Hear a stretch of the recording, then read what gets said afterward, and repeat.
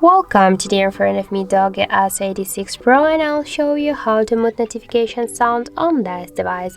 So first we should go into the settings application, and after that scroll down to the sound section.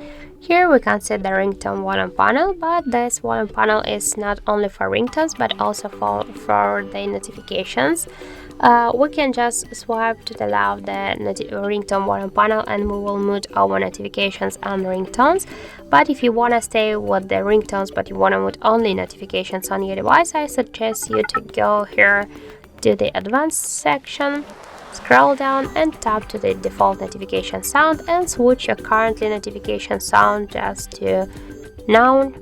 Then click to OK to save the changes, and by this way we can mute only our notifications but we'll stay with the ringtones.